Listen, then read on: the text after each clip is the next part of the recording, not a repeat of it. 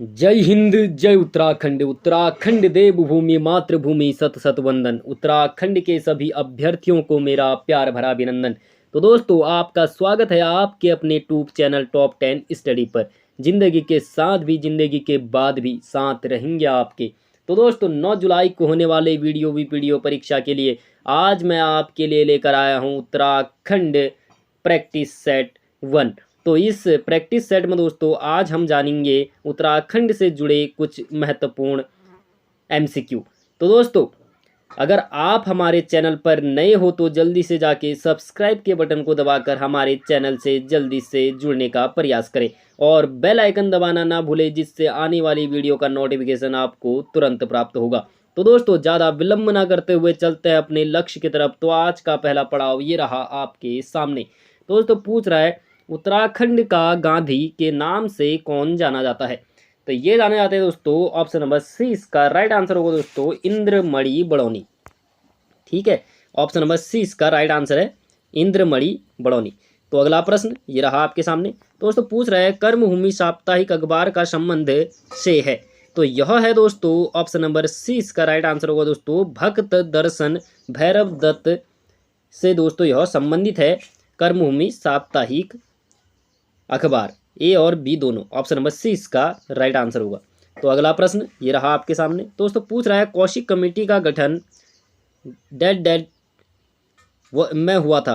तो दोस्तों, कौशिक कमेटी का गठन हुआ था दोस्तों, ऑप्शन नंबर इसका राइट आंसर होगा ऑप्शन नंबर ए। ठीक है, ऑप्शन नंबर ए इसका राइट आंसर होगा 1993 में। ठीक है, ऑप्शन नंबर ए इसका राइट आंसर है। तो अगला प्रश्न ये रहा आपके सामने। तो दोस्तों, पूछ रहा है स्कंद पुराण में गढ़वाल को जाना जाता है। तो गढ़वाल को जाना जाता है तो स्कंद पुराण में, ऑप्शन नंबर डी इसका राइट आंसर होगा, केदार खंड के नाम से। ठीक है, ऑप्शन नंबर डी इसका राइट आंसर है। तो अगला प्रश्न ये रहा आपके सामने। तो दोस्तों, पूछ रहा है गढ़वाल के परमार राजवंश का संस्थापक था। तो यह था दोस्तों ऑप्शन नंबर 20 का राइट आंसर होगा दोस्तों, राजा कनकपाल। ठीक है, ऑप्शन नंबर 20 का राइट आंसर है। तो अगला प्रश्न ये रहा आपके सामने। दोस्तों, पूछ रहा है मुगल व्यक्तित्व जिसने श्रीनगर गढ़वाल में आश्रय लिया था, तो वह कौन था। तो वह था दोस्तों ऑप्शन नंबर डी इसका राइट आंसर होगा, सुलेमान सिकोह। ठीक है, सुलेमान सिकोह इसका राइट आंसर है, ऑप्शन नंबर डी। तो अगला प्रश्न ये रहा आपके सामने। तो दोस्तों, पूछ रहा है टिहरी गढ़वाल में ढांढक आंदोलन संबंधित था। तो यह था दोस्तों ऑप्शन नंबर बी इसका राइट आंसर होगा दोस्तों, मजदूरों से। जो ढांढक आंदोलन था दोस्तों वह मजदूरों से संबंधित था, ऑप्शन नंबर बी इसका राइट आंसर है। तो अगला प्रश्न ये रहा आपके सामने। दोस्तों, पूछ रहा है उत्तराखंड में कागज का सबसे बड़ा कारखाना कहाँ स्थित है। तो यह है दोस्तों ऑप्शन नंबर ए इसका राइट आंसर होगा, लाल कुआं में। ठीक है, लाल कुआं नैनीताल में दोस्तों यह स्थित है दोस्तों, ऑप्शन नंबर ए इसका राइट आंसर है। तो अगला प्रश्न ये रहा आपके सामने। तो दोस्तों, पूछ रहा है टिहरी बांध किस नदी पर बनाया गया है। तो दोस्तों, यह बनाया गया है दोस्तों, ऑप्शन नंबर बी इसका राइट आंसर होगा दोस्तों, भागीरथी। ठीक है, भागीरथी और भिलंगना नदी के संगम पर दोस्तों यह टिहरी बांध बनाया गया है, ऑप्शन नंबर बी इसका राइट आंसर है। तो अगला प्रश्न ये रहा आपके सामने। दोस्तों, पूछ रहा है विरही गंगा के अवरुद्ध हो जाने से बनी गौना झील कितने वर्षों तक रही।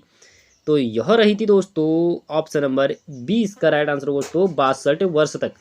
ठीक है, 62 वर्ष, ऑप्शन नंबर 20 का राइट आंसर है। तो अगला प्रश्न ये रहा आपके सामने। पूछ रहा है दोस्तों बुनकरों के उत्पादन में वृद्धि, तकनीकी कौशल एवं आधुनिकीकरण हेतु उत्तराखंड में कौन सी योजना संचालित है। तो यह है दोस्तों ऑप्शन नंबर डी इसका राइट आंसर होगा दोस्तों, उपरोक्त में से कोई नहीं। ठीक है, ना तो दोस्तों दीनदयाल हथकरघा योजना है, न ही जनश्री बीमा योजना है, न ही दोस्तों सामूहिक बीमा योजना है। ऑप्शन नंबर डी इसका राइट आंसर होगा, इनमें से कोई नहीं। तो अगला प्रश्न ये रहा आपके सामने। तो दोस्तों, पूछ रहा है उत्तराखंड में राज्य स्तरीय ऊर्जा पार्क की स्थापना कहाँ की गई है। तो यह की गई है दोस्तों, ऑप्शन नंबर डी इसका राइट आंसर होगा दोस्तों, देहरादून में। ठीक है, ऑप्शन नंबर डी, देहरादून में दोस्तों स्तरीय राज्य स्तरीय ऊर्जा पार्क की स्थापना की गई है। तो अगला प्रश्न ये रहा आपके सामने। पूछ रहा है दोस्तों निम्न में से कौन सा एक युग्म सुमेलित नहीं है।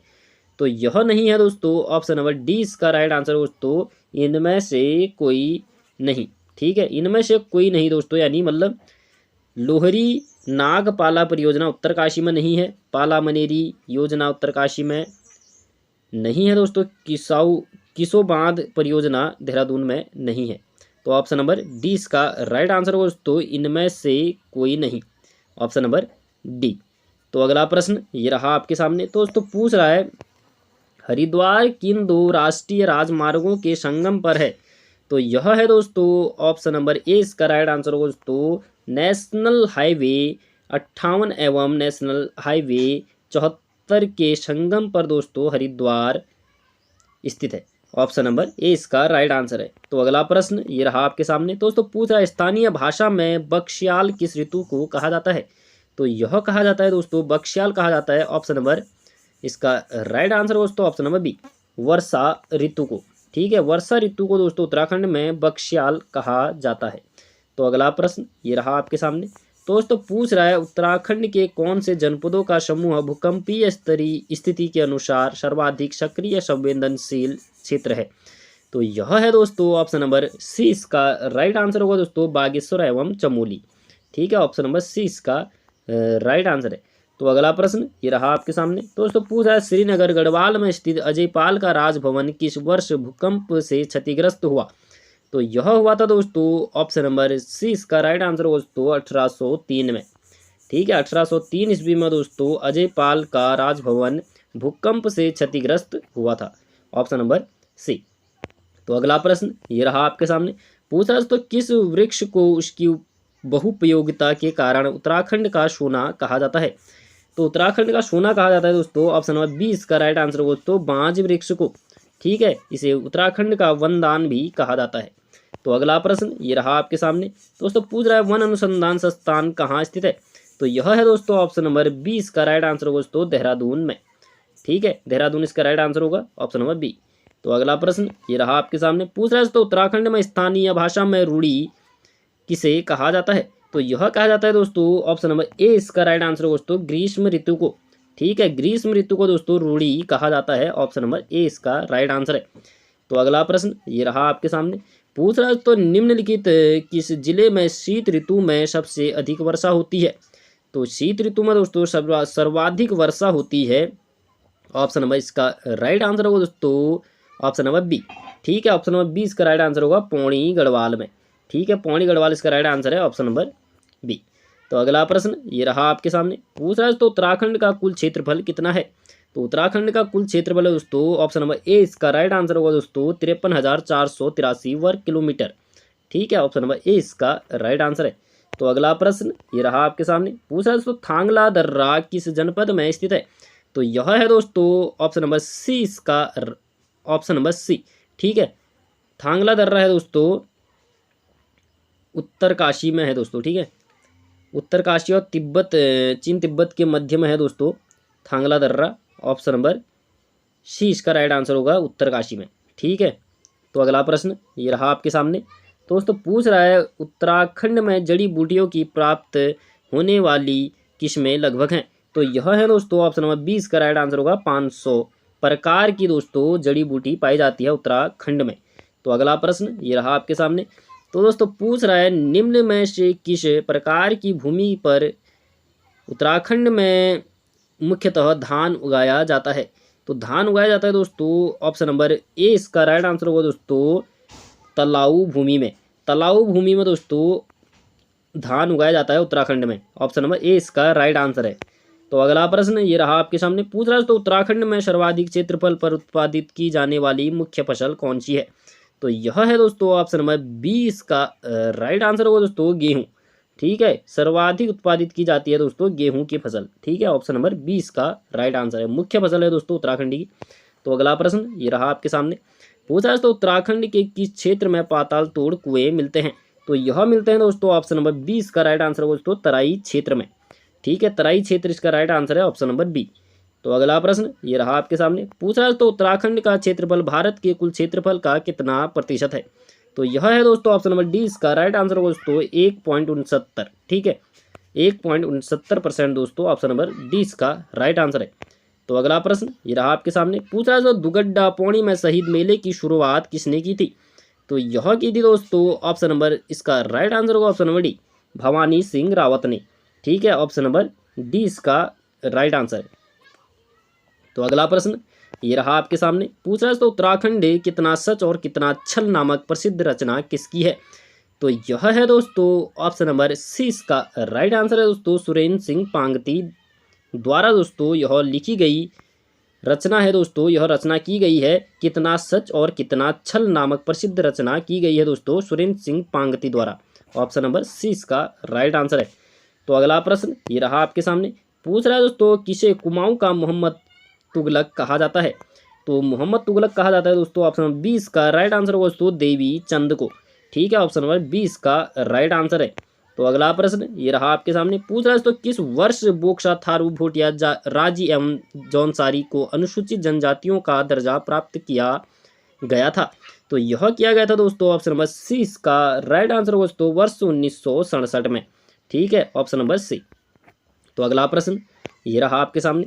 पूछ रहा है तो जून 2006 में आरबीआई की शाखा उत्तराखंड के किस जिले में खोली गई थी? तो यह खोली गई थी दोस्तों ऑप्शन नंबर ए इसका राइट आंसर दोस्तों देहरादून में। ठीक है, देहरादून में दोस्तों जून 2006 में आरबीआई की दोस्तों एक शाखा खोली गई थी। तो अगला प्रश्न ये रहा आपके सामने। पूछ रहा है तो औषधीय एवं सुगंधित पौध संस्थान सी मैप की स्थापना की गई है?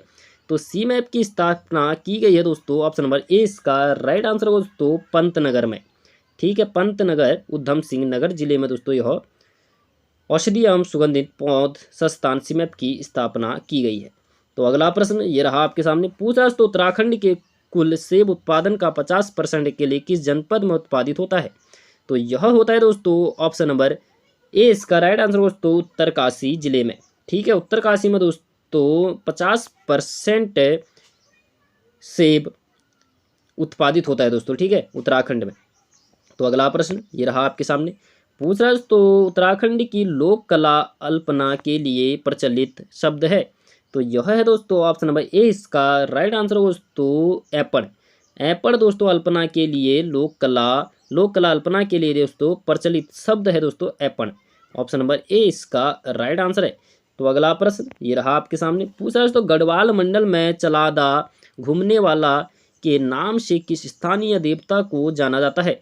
तो यह जाना जाता है दोस्तों ऑप्शन नंबर 20 का राइट आंसर दोस्तों महासू देवता को। ठीक है, महासू देवता इसका राइट आंसर है ऑप्शन नंबर बी। तो अगला प्रश्न ये रहा आपके सामने। पूछा तो चरक संहिता में उत्तराखंड क्षेत्र को कहा गया है? तो कहा गया है दोस्तों ऑप्शन नंबर 20 का राइट आंसर दोस्तों वानस्पतिक बगीचा। ठीक है, वानस्पतिक बगीचा कहा गया है दोस्तों चरक संहिता में उत्तराखंड को। ऑप्शन नंबर 20 का राइट आंसर है। तो अगला प्रश्न ये रहा आपके सामने। पूछा तो टसर अनुसंधान केंद्र कहाँ स्थित है?